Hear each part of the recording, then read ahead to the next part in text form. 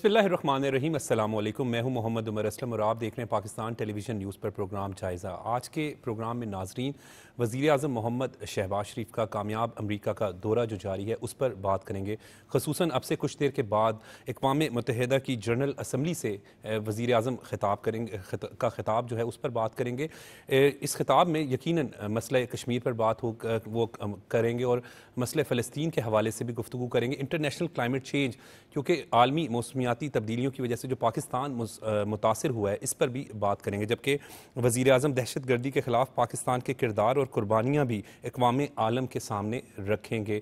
बड़ी अहम मुलाकातें भी प्राइम मिनिस्टर मोहम्मद शहबाज शरीफ साहब की हुई हैं इस अमेरिका के दौरे के दौरान, उस पर भी जो है वो यकीनन आज के प्रोग्राम में हम गुफ्तगू करेंगे। इन टॉपिक्स पर बात करने के लिए स्टूडियो में मौजूद मेहमानों से आपका तारुफ़ करवा दें। सीनियर सहाफ़ी तज्ज़ियाकार सलमान गनी साहब हमारे साथ मौजूद हैं। सलमान साहब बहुत बहुत शुक्रिया वक्त देने के लिए।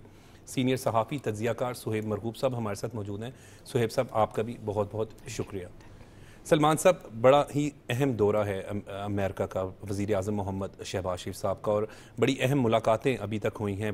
बरतानिया के वज़ीर आज़म से मुलाकात हुई, वर्ल्ड बैंक के जो है वो सदर से मुलाकात हुई, इसी तरीके से जो बांग्लादेश के जो हैं अहम उनसे मुलाकात हुई। तो कैसे देख रहे हैं इस दौरे को?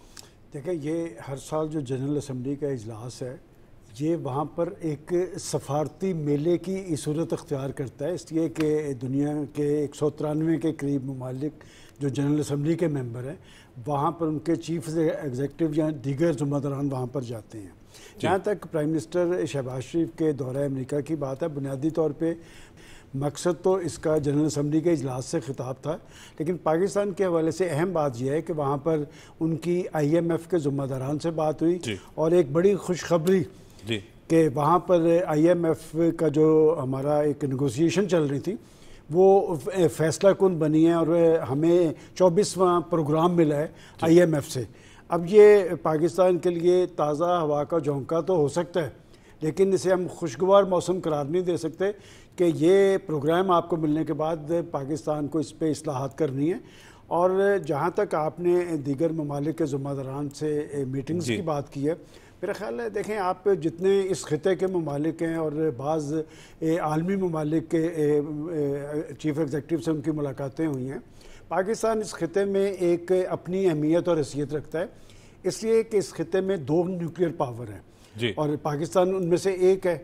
और पाकिस्तान का बड़ा मसला ये है कि पाकिस्तान एक तरफ तो न्यूक्लियर पावर है, दूसरी तरफ हमारी माशी सूरत हाल कोई बेहतर नहीं।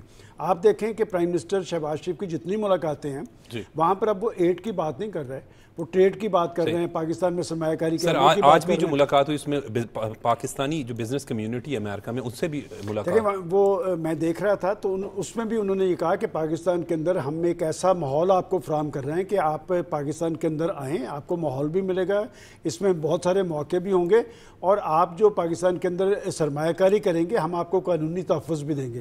देखिए, जिस कैफियत के अंदर प्राइम मिनिस्टर पाकिस्तान से गए थे और अब जिस कैफियत में वो वापस आएंगे, तो एक तो बड़ा मार्का उन्होंने सर अंजाम दिया है, इसलिए कि IMF के साथ नेगोशिएशन बड़ी देर से चल रही थी और अब जनरल असम्बली के इजलास के मौका पे 25 तारीख को पाकिस्तान की IMF से जो मुज़ाकरात हुए वो फैसला कुन हुए। हमें देखना ये है कि ये जो प्रोग्राम मिला है अब इसके असरात पाकिस्तान की मईशत पर क्या होंगे। एक बात तो बड़ी वाज़ेह है कि जब आपका फ़राते ज़र नीचे आएगा, महंगाई की शरह नीचे आएगी, लेकिन आपने अपनी मईशत को किस तरह संभाला देना है। इसमें ये जो आपको प्रोग्राम मिला है इसमें आपने इस्लाहात भी करनी है और माशी हवाले से कुछ इक़दाम भी करने हैं। मैं समझता हूँ कि टैक्स सिस्टम बेहतर बनाना पड़ेगा, जब तक हमारे रेवेन्यू बेहतर नहीं होगा तो हम इस्तेहकाम की मंजिल तक नहीं जाएंगे।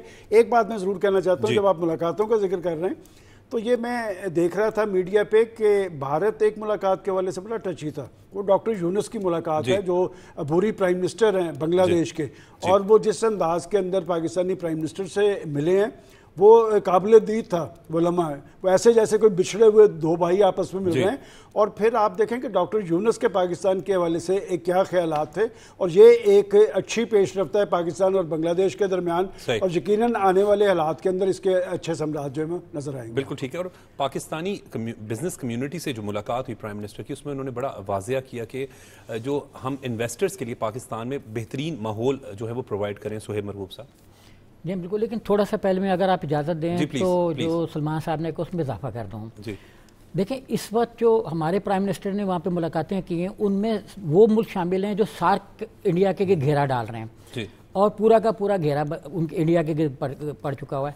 اگر آپ دیکھیں تو جو بنگلہ دیش کے پرائم منسٹر ہیں ان کے دور میں ہی عبوری حکومت کے جو چیف ایڈوائزر چیف ایڈوائزر ہیں پی ایم کے ساری پاور یوز کر رہے ہیں تو نارملی ان کو پی ایم ہی کہتے ہیں تو چیف ایڈوائزر کے اس میں.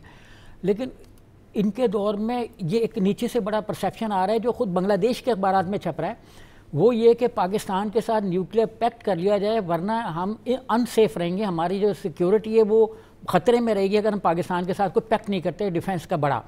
تو یہ بہت بڑی ڈیولپمنٹ ان کے اندر سے رائے عامہ کی نکل رہی ہے، مطلب رائے عامہ دانشوروں کی ایک پبلک اوپینین وہاں پہ بن رہا ہے. اور جس کو انڈیا نے کوئی 6-7-8 سال پہلے بالکل ڈیڈ کر دیا تھا وہ اب اس کے خلاف ہی کھڑا ہو گیا. صاحب آپ کو انٹرپٹ کر رہا ہوں لیکن وزیر اعظم جو ہیں وہ جنرل اسمبلی اقوام متحدہ کی جو ہے وہ وہاں پر پہنچ چکے ہیں اس وقت، یہ ابھی اس وقت لیٹسٹ نیوز جو ہے. جی بالکل. اب دیکھیں وہ جنرل اسمبلی میں جو ان کا یہ خطاب ہوگا، ایکچولی ایک تو جو مطلب انٹرنیشنل میڈیا کافی عرصے سے کہہ رہا ہے، ماہرین جو کلائمیٹ چینج کے ہیں وہ یہ کہہ رہے ہیں کہ پاکستان اور مطلب ساؤتھ ایسٹ ایشیا کے بعض ملک جو ہیں وہ وہاں پہ سولر بم پھٹ سکتا ہے، یعنی اتنا ہی یہ ہاٹسٹ ایریا بنا ہوا ہے اس میں. اور اس لیے آپ دیکھیں کہ temperature all of a sudden change ہو رہا ہے، کبھی ایک دم گرمی ہو جاتی ہے، کبھی لگتا ہے کہ جیسے آج کا دن آپ دیکھ لیں صبح لگ رہا تھا کہ ہوا میں کافی خنکی ہے اور کافی موسم جو نارمل ہو گیا دوپہر میں بہتر اور 2 گھنٹے بعد پتہ لگا کہ پھر دھوپ اور پھر وہی، تو انپریڈکٹیبل ہے اور اس کا ہمارے ایگریکلچر پروڈکٹ پہ بڑا فرق پڑ رہا ہے. تو پرائم منسٹر کی چونکہ یہ بھی ترجیحات ہیں تو اس لیے مطلب کلائمیٹ چینج پہ پھر مسئلہ کشمیر ان کے دور میں دوبارہ اٹھا ہے، انہوں نے دوبارہ اس پہ بات کرنا شروع کی. پھر آپ دیکھیں کہ پچھلے دنوں کئی وزراء نے جو ہے وہ فلسطین کے مسئلے پہ بات کی کہ اس کو ایک جو بھی ایک یونائٹڈ نیشن کے ریزولوشنز ہیں ان کے مطابق ریزالو ہونا چاہیے. اچھا انڈیا اس میں کافی کارنر ہوا ہے. نریندر مودی کے بارے میں تھا کہ وہ وہاں سائڈ لائن کی میٹنگز کریں گے لیکن ابھی تک ان کی اس طرح جیسے 6-7 پرائم منسٹر سے اور اس کے بعد جو مانیٹری آرگنائزیشن کے IMF کے ہیڈ ہیں ان کے ساتھ میٹنگ ہوئی تو وہ انڈیا کی ابھی تک اس طرح کی کوئی میٹنگ نہیں ہوئی. جو ان کے پی ایم ہے وہ ابھی تک سائڈ لائن ہی ہے، سائڈ لائن پہ جو میٹنگ ہے وہ خود سائڈ لائن ہے. یہ بڑی امپورٹنٹ بات سر آپ کر رہے ہیں کیونکہ ہم جب وزیر اعظم پاکستان کے حوالے سے بات کرتے ہیں تو بڑی اہم ملاقاتیں، برطانیہ کے وزیر اعظم سے ان کی ملاقات ہوئی، اسی طریقے سے جو ورلڈ بینک کے صدر سے بھی ملاقات ہوئی اور دیگر ممالک کے حوالے سے بھی اگر ذکر کریں جس طرح بنگلہ دیش کا بھی ذکر کر رہے تھے، عراق کے بھی جو ہے وہ ایگزیکٹو سے ملاقات، یعنی اس کا مطلب ہے اہم ملاقاتوں کا سلسلہ جاری ہے پرائم منسٹر کا. جی بالکل. اب وہاں پہ جیسے آپ نے بھی جہاں سوال جہاں سے شروع ہوا تھا کہ انویسٹمنٹ، دیکھیں پرائم منسٹر پورا ایک پلان لے کے گئے کہ پاکستان کے کن کن شعبوں میں انویسٹمنٹ کی ضرورت ہے اور ہم کئی عرصے سے یہ سن رہے ہیں کہ اپنا قرضے نہیں چاہیے، ہمیں انویسٹمنٹ چاہیے، لیکن اس کو پریکٹیکل کسی نے بھی نہیں کیا. اب مطلب یہ دور آیا ہے کہ جس میں یہ پریکٹیکل، اور آپ دیکھیں کہ گزشتہ تھوڑے سے عرصے میں ٹیکس بیس جو ہے وہ اتنی وسیع ہو گئی ہے کہ اس پہ بہت سے لوگ جن پہ ٹیکس کا برڈن جو ہم کہتے ہیں تنخواہ داروں پہ بوجھ پڑ رہا ہے وہ نہیں پڑے گا. ابھی آپ دیکھیں کہ تاجر دوست اسکیم اور اس تھوڑے سے عرصے میں کوئی میرا خیال ہے کہ 16 لاکھ کے قریب نئے ٹیکس پیئر ہوئے ہیں. اس وقت ہمارا جو ٹیکس والیوم ہے لوگوں کا جو ہے اسٹرینتھ وہ 60 لاکھ 6 ملین کے قریب پہنچ چکی ہوئی ہے. یہ تھوڑا سا عرصہ پہلے جی ٹیکس پیئر جو تھوڑا سا عرصہ پہلے 4.2 ملین تھے. تو جو ٹیکس کا برڈن ہے وہ ٹرانسفر ہو رہا ہے لیکن جو بجٹ میں مطلب جس طریقے سے ٹیکسز لگتے ہیں وہ ایک جیسے ہوائی فائرنگ ہوتی ہے نا، ایک یا 12 بور کی گن سے چھرے نکلے تو مارنا کسی اور کو ہوتے وہ چھوٹے موٹے پرندوں کو بھی لگ جاتا ہے. تو اور ٹیکس تھیفٹ کے جو ایون رولز ریگولیشنز ہیں وہ آپ جتنے مرضی پکے بنا لیں کہ اس میں نہ ہو سکے لیکن یہ دنیا بھر میں ہوتی ہے، امریکہ میں بھی ہوتی ہے. آف شور کمپنیاں ہم نے تو نہیں بنائی، آف شور جو ہیں وہ انہی ملکوں کے نیچے ہیں جو یورپی یونین میں شامل ہیں، جو ایون ہم سپر پاور کے نیچے بھی ہیں، تو انہی کے ملک زیر کنٹرول ممالک میں آف شور کمپنیز ہیں. تو ٹیکس تھیفٹ وہاں پہ آپ ٹیکس تھیفٹ کو کہیں بھی نہیں روک سکتے. لیکن موجودہ گورنمنٹ نے ٹیکس بیس کو، جیسے تاجر دوست اسکیم تھی، مجھے کل بھی لوگ بتا رہے تھے کہ بہت سے تاجروں کے بڑے آرام سے جا رہے ہیں. 10 تاجروں سے ملے ہیں، 2 نے شناختی کارڈ دے دیا، 2 سے لے لیے کہ باقیوں سے بعد میں بات کر لیں گے. اصل میں تو ہمارا ابھی تک ہم یہ بتانے میں تاجر کو ناکام رہے ہیں کہ اگر ان کو یہ پتہ لگ جائے کہ NTM نمبر لینے کے بینیفٹس کیا ہیں تو وہ ابھی آئیں کہ لے لو. بالکل ٹھیک ہے سر. پرائم منسٹر جو ہیں وہ اقوام متحدہ کی جنرل اسمبلی میں پہنچ چکے ہیں، اب سے کچھ دیر کے بعد اہم خطاب بھی کریں گے.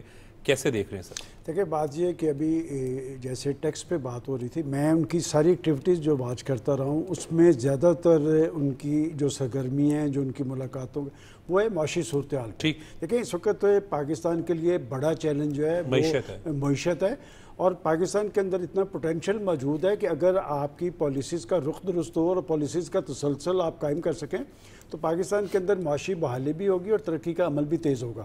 آپ نے کہا کہ پرائم منسٹر کن ایشوز پہ خطاب کریں گے. دیکھیں 3-4 بڑے ایشوز ہیں.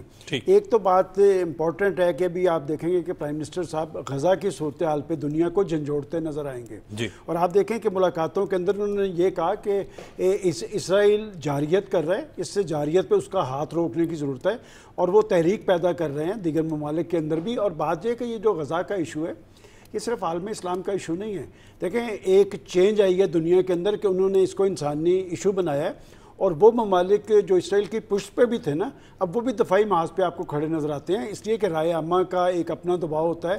خود امریکہ کے اندر آپ دیکھیں کہ امریکی انتظامیہ کے ذمہ داران بھی دفاعی محاذ پہ کھڑے ہیں، اور وہ اب بظاہر اسرائیل پر دباؤ ڈالتے نظر آ رہے ہیں. میں سمجھتا ہوں کہ پرائم منسٹر کا خطاب جہاں معاشی صورتحال کے حوالے سے کلائمیٹ چینج کے حوالے سے امپورٹنٹ ہوگا، وہاں پر یہ جو غزہ کی صورتحال ہے، اس لیے کہ پرائم منسٹر یہ نہیں کہ جنرل اسمبلی پہ بات کر رہے ہیں، وہ جس بھی بین الاقوامی فورم پہ گئے ہیں انہوں نے جا کے فلسطین کے ایشو کو، غزہ کی صورتحال کو اجاگر کیا ہے اور دنیا کو جھنجھوڑا ہے کہ دنیا آگے بڑھ کر اس پہ اپنا رول ادا کرے. کلائمیٹ چینج کے حوالے سے ایک بات اس لیے اہم ہے کہ اس میں ہمارا رول کوئی نہیں تھا، لیکن ہم اس کے اثرات پاکستان پہ مضر ہوئے ہیں. اور اچھی بات یہ ہے کہ آج کے جو اقوام متحدہ کے سیکرٹری جنرل ہیں، جب پاکستان کے اندر سیلاب آیا، آپ کو یاد ہوگا کہ گزشتہ سال وہ پاکستان میں آئے، پرائم منسٹر کے ساتھ وہ سندھ کے وزٹ پہ گئے، خود انہوں نے ساری تباہ کاریوں کا جائزہ لیا. نہیں آپ کریں بعد میں، آپ ہی کے بات کو کہنا چاہ رہا ہوں کہ جی انہوں نے جائزہ لیا، اور انہوں نے وہاں پر سندھ پہ کہا تھا کہ میں دنیا کو باور کروا رہا ہوں کہ پاکستان کے ساتھ کھڑا ہوا جائے. آج سیکرٹری جنرل بھی وہ ہیں اور پرائم منسٹر اس پہ بات کریں گے.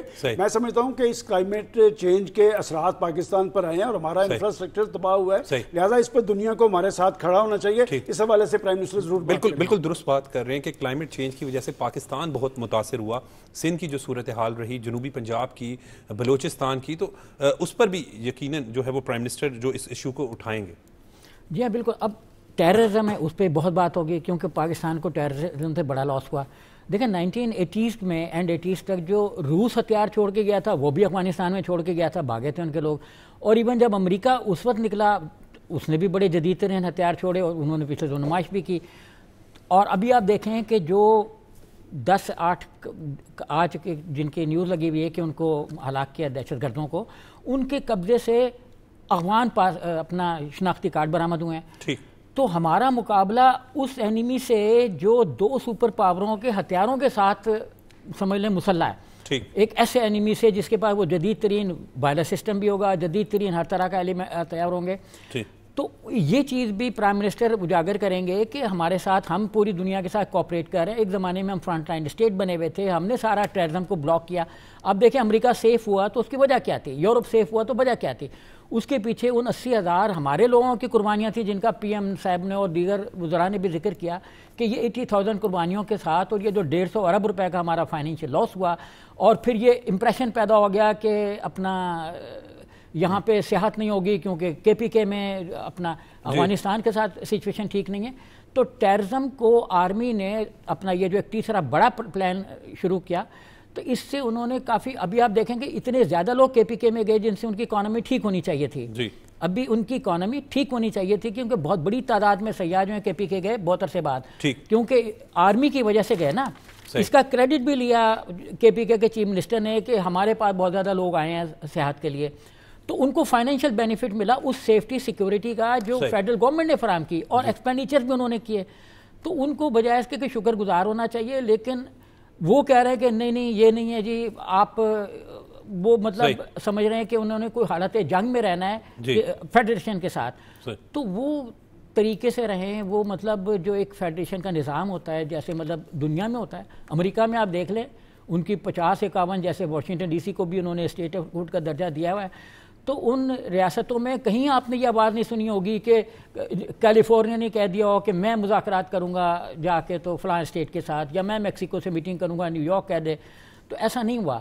یہ مطلب ایکسیس آف یوز جو ہے پاور کا وہ بالکل غلط ہے. تو یہ چیزیں یہاں پہ اسٹیبلائز ہوں. پرائم منسٹر نے اور ان کی پارٹی نے جو ایکسٹرنل مطلب جیسے یونائٹڈ نیشن کے لوگ ہیں, ملک ہیں, آئی ایم ایف ہے, ان سب کو سنبھالا ہوا ہے. میں ایک جملہ اور کہہ دوں کہ اس وقت آئی ایم ایف یہ دیکھ کے پاکستان کی طرف آیا ہے اور انہوں نے پرائم منسٹر کو اسی وقت ان کی موجودگی میں لون سیکشن کے 1.1 بلین ڈالر کے انیشیل جو انسٹالمنٹ اس کا ہے, اس کی وجہ یہ ہے کہ آئی ایم ایف نے یہ دیکھا ہے کہ پاکستان کی اکنامک اسٹیبلٹی ہے, اور آئی ایم ایف نے بھی تو لون دینے ہوتے ہیں. ایک بینک ہے وہ, یا بینکنگ ٹائپ انسٹیٹیوشن ہے, وہ بنا ہے کس لیے بنا ہے؟ اگر وہ پاکستان کو اور ملکوں کو لون نہیں دے گا تو وہ اپنے ایکسپینڈیچرز کہاں سے پورے کرے گا؟ مطلب ہم اس کی ضرورت بھی ہیں اور وہ ہماری ضرورت بھی ہے. تو دونوں مطلب دو طرفہ تعلقات کے بیس پہ کام کر رہے ہیں, اور اس لیے یہ کہنا کہ جی ہم کسی دباؤ میں آ گئے یہ بھی غلط ہے. وہ بھی دباؤ میں ہمارے نہیں آئے, لیکن انہوں نے بہرحال اپنے پیسے کہیں تو دینے ہیں. اچھا, اب ہم یہ چاہ رہے ہیں کہ اس کا بہتر سے بہتر یوز کریں. اس کے لیے ہم نے انٹرنل اپنی سچویشن جو اور اپنے جو ایریاز ہیں وہ بالکل اپنا فریم کر لیے ہوئے کہ ہم نے کہاں کہاں ان کو انویسٹ کرنا ہے. دوسری بار بطور وزیر اعظم محمد شہباز شریف صاحب جو ہے وہ جنرل اسمبلی سے اس وقت خطاب کر رہے ہیں. بڑے اعزاز کی بات ہے, اور آپ شہباز شریف صاحب کو جانتے بھی ہیں کہ ان کی ہمیشہ سے پالیسی رہی ہے کہ پاکستان سب سے پہلے, اور پاکستان کی مضبوطی کے لیے, پاکستان کی بہتری کا مشن ہوتا ہے ہمیشہ ان کا. دیکھیں عمر, جس پرائم منسٹر کی آپ بات کر رہے ہیں وہ ناممکن کو ممکن بنانے کے لیے جدوجہد کرتے ہیں. ہم انہیں پنجاب کے محاذ پہ بھی دیکھ چکے ہیں. اس وقت آپ ان کی ساری ایکٹیویٹی پہ نظر دوڑائیں تو 90% ان کی ایکٹیویٹی پاکستان کے معاشی حالات کے حوالے سے ہے. اس لیے کہ ان معاشی حالات, جس صورتحال کے اندر وہ پاکستان کے پرائم منسٹر بنے تھے, اس وقت پاکستان پر دیوالیہ پن کی تلوار لٹک رہی تھی, اور پاکستان کے اندر سے کچھ آوازیں اٹھ رہی تھیں کہ پاکستان سری لنکا بننے جا رہا ہے. تو اس شخص نے دن رات ایک کر کے وہ پروگرام جو ہے جس کو تباہ کرنے کے لیے منصوبہ بندی کی گئی تھی, اور ماضی کی پی ٹی آئی کی حکومت کے ایک وزیر کہتے تھے کہ ہم ایسی بارودی سرنگیں بچھا کے گئے ہیں کہ یہ سروائیو نہیں کر پائیں گے. اس صورتحال کے اندر انہوں نے سروائیو کیا, اس پروگرام کو کمپلیٹ کیا.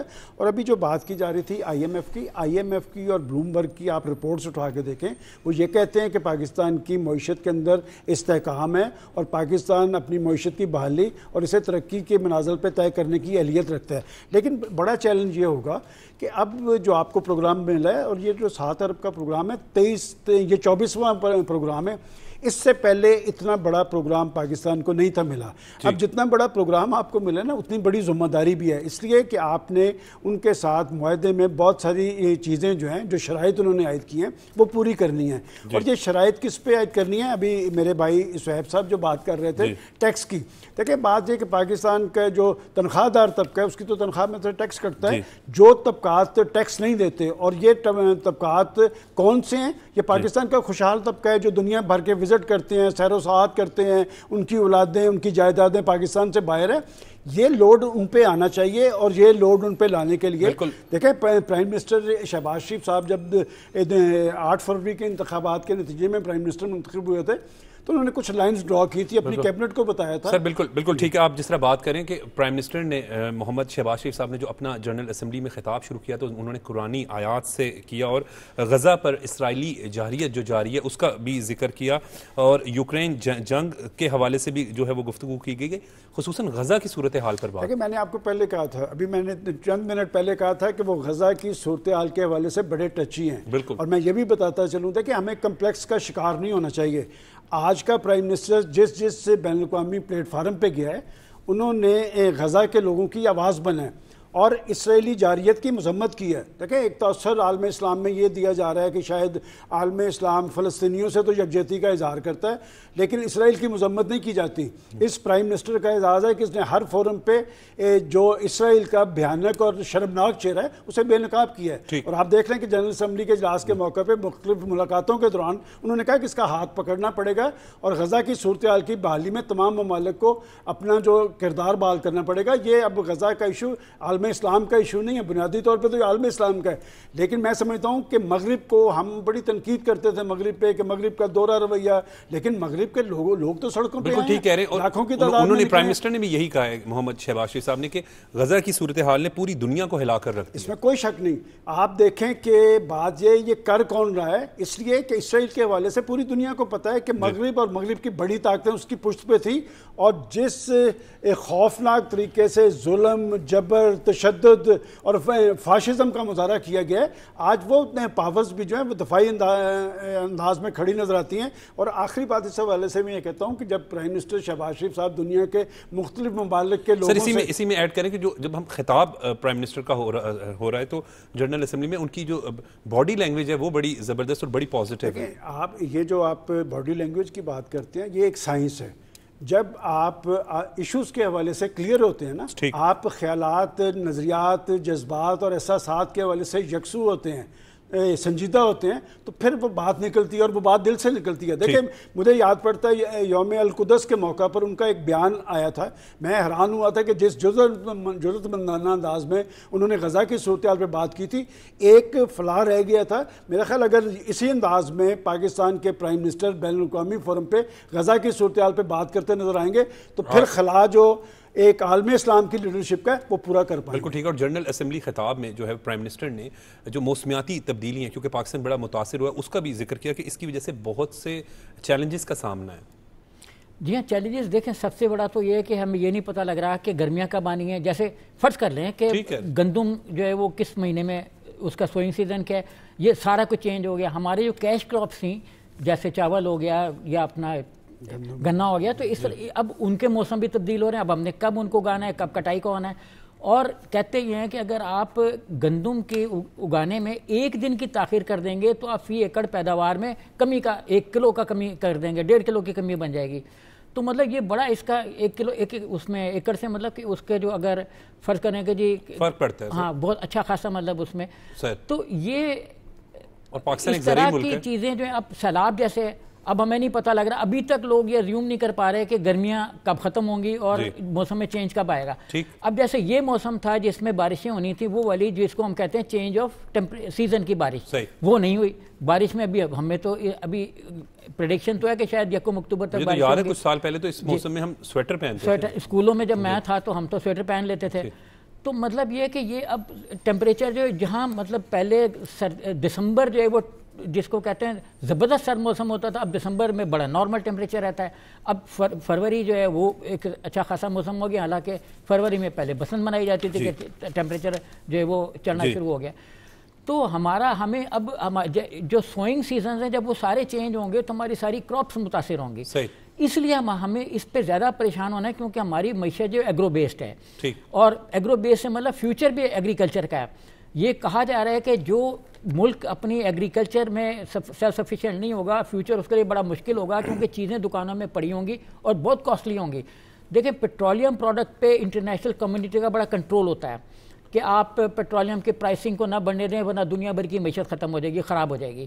تو وہ پیٹرولیم آپ دیکھیں نا کہ تمام تر کرائسس کے باوجود یوکرین کی وار سے پیٹرول متاثر ہوا، لیکن پرائسنگ جو ہے وہ ایک نارمل اس میں رہی اور کم ہو رہی ہے، بلکہ حالانکہ غزہ میں جنگ کی سی کیفیت ہے لیکن کم ہو رہی ہیں۔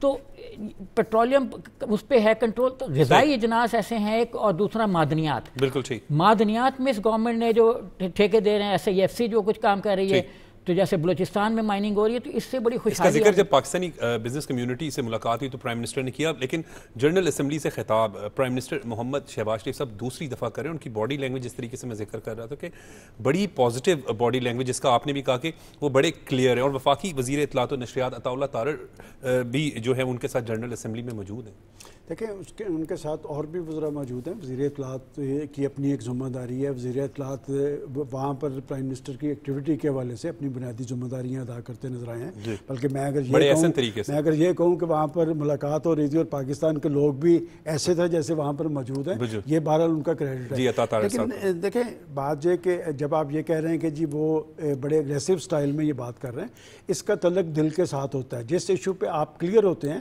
وہاں پر آپ بڑے واضح اور دبنگ انداز میں بات کرتے ہیں.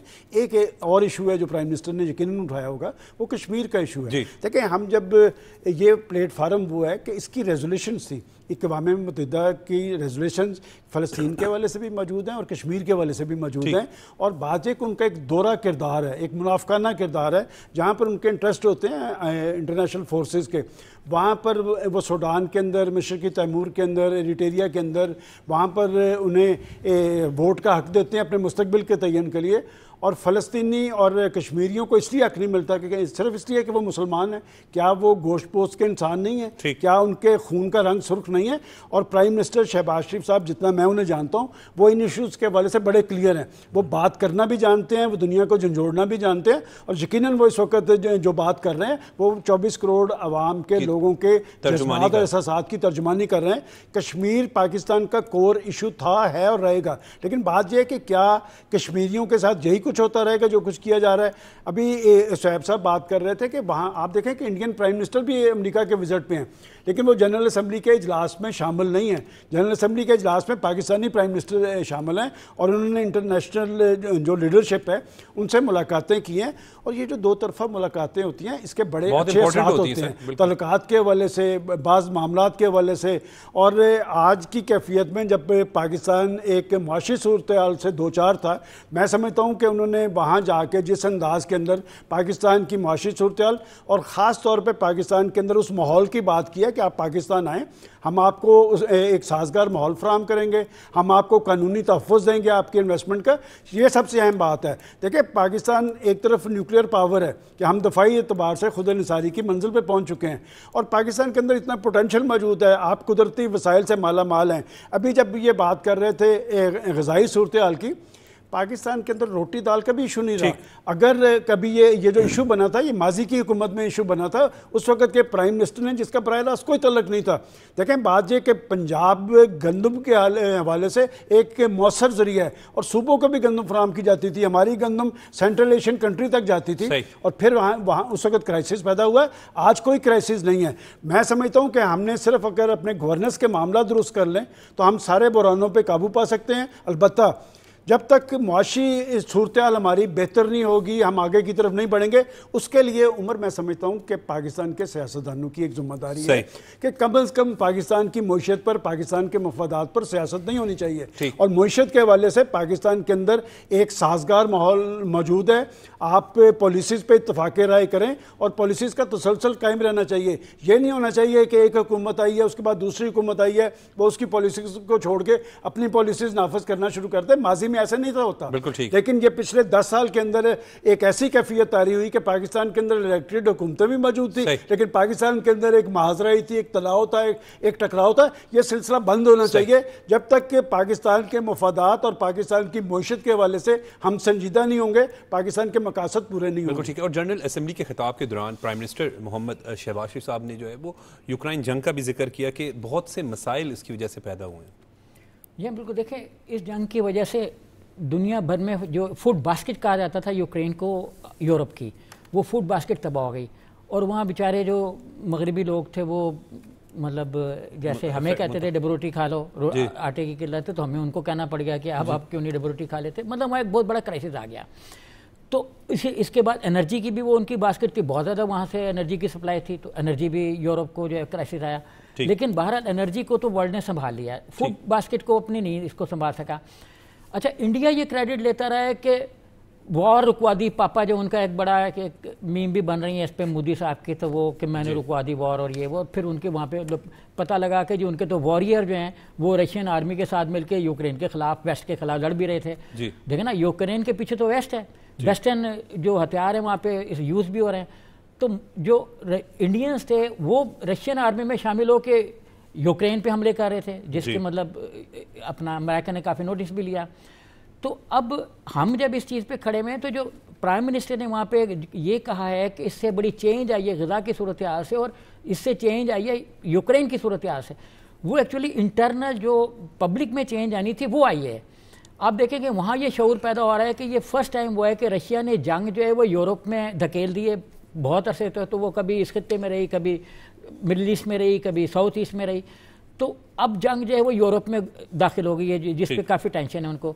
اور جو غزہ کی جنگ ہے اس سے جو سچویشن ہے وہ ان کے موسس میں چینج ہو گئی. جو ہمارے پرائم منسٹر نے یہ کہا کہ اس کا اثر پورے یورپ پہ ہوا ہے, تو یورپ اور امریکہ پہ اثر یہی ہوا نا کہ ان کے جو موسس ہیں وہ الگ ہو. آپ دیکھیں ان کی یونیورسٹیز کے اندر سے اس طرح کی موومنٹ تو نہیں چلی جیسی اینڈ 60s میں ویتنام کے جنگ کی صورت میں چلی, لیکن بہرحال ایک بہت پاورفل موومنٹ چلی جس کو دبا تو اس لیے لیا گیا کہ ابھی تو مطلب دبایا گیا نا کہ لڑکوں کو نوکری کا جو ہے وہ اپنا کہ ان کے ہم تمہیں جابس نہیں دیں گے, ان کو سرٹیفکیٹس روک لیا, ابھی کچھ لوگوں کے سرٹیفکیٹ بھی روکے گئے ہارورڈ یونیورسٹی نے, لیکن یہ ایک بہت بڑی تبدیلی آئی ہے. تو پرائم منسٹر جو ان ساری چیزوں سے آگاہ ہیں کہ جو کچھ یوکرین کی صورتحال سے ویسٹ میں ہو رہا ہے اور جو کچھ غزہ کی صورتحال سے ویسٹ میں ہو رہا ہے, اور یہ پاکستان پہ بھی اثر ڈال سکتی ہے. دیکھیں اگر ڈی اسٹیبلائزیشن امریکہ کے اندر ہو جاتی ہے غزہ کو لے کے, ابھی دیکھیں نا کہ جیسے پہلے اسرائیل کی امداد روکی, ان کی کانگریس جو ڈیوائیڈ ہو گئی, ان کی جو سینٹ ہے وہ ڈیوائیڈ ہو گئی, اور ایون جو بائیڈن نے بھی ان کا جو $12 بلین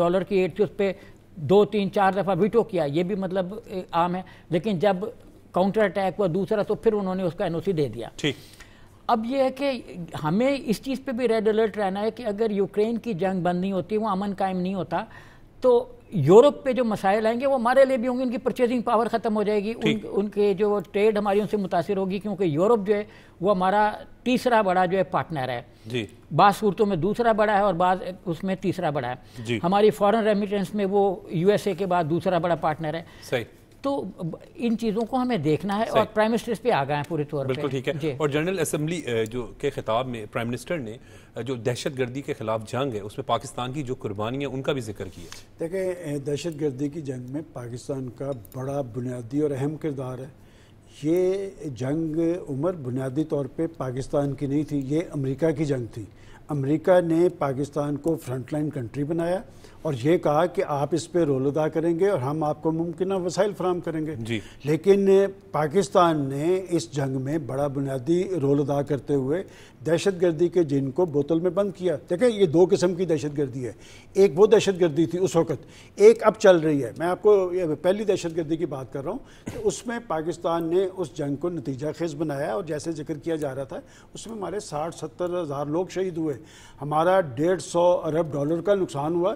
تو امریکہ ہمارے ساتھ تو نہیں کھڑا ہوا, اس نے تو اپنا وزن اس جنگ کے دوران ہی انڈیا کے پلڑے میں ڈال دیا. آپ کے ساتھ ہمیشہ چین کھڑا ہوا ہے, اور کہتے ہیں کہ دوست وہی ہوتا ہے جو مشکل وقت میں آپ کے کام آئے. اور معاشی صورتحال کے حوالے سے بھی آپ دیکھیں کہ جب بھی پاکستان مشکلات کا شکار ہوا چین آپ کے ساتھ کھڑا ہوا. جب ہم IMF کی بھی بات کر رہے تھے نا, تو آپ نے نوٹ کیا ہوگا کہ جب پرائم منسٹر IMF کے ساتھ ہونے والے پروگرام پہ خوشی کا اظہار کر رہے تھے تو انہوں نے 3 ممالک کا شکریہ ادا کیا, ایک چین کا, ایک ابوظہبی کا اور ایک سعودی عرب کا, کہ دوست وہی ہوتے ہیں کہ جو آپ کے مشکلات کے اندر ممکن آپ کے ساتھ معاونت کریں. جہاں تک کہ دوسری دہشت گردی کی میں بات کر رہا ہوں کہ جب وہ دہشت گردی کی جنگ نتیجہ خیز ہوئی, آج کل جو سارا سلسلہ چل رہا ہے وہ سلسلہ اس تناظر میں ہے کہ جب آپ معاشی حوالے سے سنجیدگی اختیار کرتے ہوئے آپ نے اپنے دوست کے ساتھ مل کر CPEC کا منصوبہ بنایا. CPEC کے منصوبے پہ جب معاہدہ ہونے کے بعد سے یہ سلسلہ شروع ہے, اس لیے کہ آپ کے دشمن کو پتہ ہے کہ یہ تو اس صورتحال کے اندر بھی ان کی معاشی حالات دگرگوں تھے, لیکن یہ نیوکلیر پاور بن گئے, اور اگر اب انہیں کوئی آسان راستہ ملتا ہے اور اس میں کوئی رکاوٹ پیدا نہیں کی جاتی تو یہ تو معاشی حوالے سے بھی خود انحصاری کے منزل پہ پہنچیں گے اور پھر پاکستان پکڑا نہیں جائے گا. دیکھیں بات یہ کہ اس خطے کے اندر پاکستان کی ایک بڑی بنیادی اہمیت اور حیثیت ہے. اور میں یہ بھی بتاتا چلوں کہ جو افغانستان کی صورتحال ہے اس میں آج سے چند سال پہلے بنیادی فیصلہ پاکستان نے کیا تھا, پاکستان کے خارجہ آفس نے کیا تھا کہ ہمیں اس خطے کے ایشوز پہ مل کے بیٹھ کے فیصلہ کرنا ہوگا. اور پھر یہ پاکستان کا رول تھا کہ رشیا, چین, ایران, ٹرکی, پاکستان سب نے مل کر کہا کہ جی افغانستان کے اندر ایک تبدیلی لانی چاہیے. لیکن اب آپ دیکھیں کہ پاکستان نے بنیادی رول ادا کیا اور افغانستان کے اندر طالبان کی گورنمنٹ بنی, اور ہمارا مقصد یہ تھا کہ پاکستان دوست حکومت بنے گی, وہاں پر امن ہوگا, پاکستان میں استحکام آئے گا, اور CPEC کے ثمرات اس پورے خطے کے لیے ہوں گے. لیکن افسوس یہ کہ مرے تھے جن کے لیے وہ رہے وضو کرتے. بات ہے کہ آج بھی افغان سرزمین پاکستان کے خلاف استعمال ہو رہی ہے, آج دہشت گردوں کے وہاں پر کیمپس بھی موجود ہیں, وہ سرزمین کو بھی استعمال کرتے ہیں, اور وہ تسلیم اس لیے نہیں کرتے, جو تسلیم نہ کرنے کی وجہ ہے اس لیے کہ دوحہ معاہدہ میں انہوں نے لکھ کے دیا تھا کہ ہماری سرزمین ہمسایہ ممالک میں دہشت گردی یا تخریب کاری کے لیے استعمال نہیں ہوگی. 100% پاکستان کے پاس شواہد موجود ہیں. پاکستان نے یہ شواہد عالمی فورسز کو بھی دیے ہیں, علاقائی فورسز کو بھی دیے ہیں, اور خود افغان انتظامیہ کو دیے ہیں کہ آپ کا یہ معاہدہ تھا لیکن آپ کی سرزمین استعمال ہو رہی ہے. میں سمجھتا ہوں کہ افغانستان کی سرزمین استعمال ہونے پہ پہلے تو جب ہم یہ کہتے ہیں کہ اس خطے کے ایشوز یہاں پر حل ہونے چاہیے, دہشت گردی کے ڈانڈے وہاں تک جاتے ہیں تو افغانستان پہ پریشر آنا چاہیے. اور بات یہ کہ دہشت گردی کی یہ جنگ بھی پاکستان نے جیتنی ہے. عزم استحکام آپریشن یہ بھی نتیجہ خیز ہونا ہے, اور جس یکسوئی سے اور جس سنجیدگی سے پاکستان کی سیکورٹی فورسز نے شہادتوں کی تاریخ رقم کیا, یہ رائے گاہ جانے والی نہیں ہے. انہوں نے ہمیشہ پاک سرزمین کے تحفظ کے لیے قربانی دی ہے, اور آج تک پاکستان کے اندر ایسی مثالیں میں آپ کو بتاتا ہوں کہ آپ یہ خبریں پڑھا کریں کہ انڈیا کے اندر ان کے فوجی دوڑ جاتے ہیں, وہ پکڑ کے لاتے ہیں. آج تک پاکستان کے اندر میں نے ایسا واقعہ نہ دیکھا ہے, نہ سنا, نہ پڑھا کہ کبھی پاکستان کی افواج کے اندر ایسی صورتحال پیدا ہو جب بھی کوئی ایسا مشن آیا کہ جو بندے اگر شہید ہوئے ہیں تو پچھلے آگے کی طرف بڑھ جاتے ہیں. اور یہی پاکستانی فوج کی اصل طاقت ہے کہ ان کا اندرونی اعصاب, ان کی پیشہ ورانہ اہلیت, اور خاص طور پہ پاک سر زمین کے حوالے سے ان کا جذبہ اور بلبلہ جو ہے.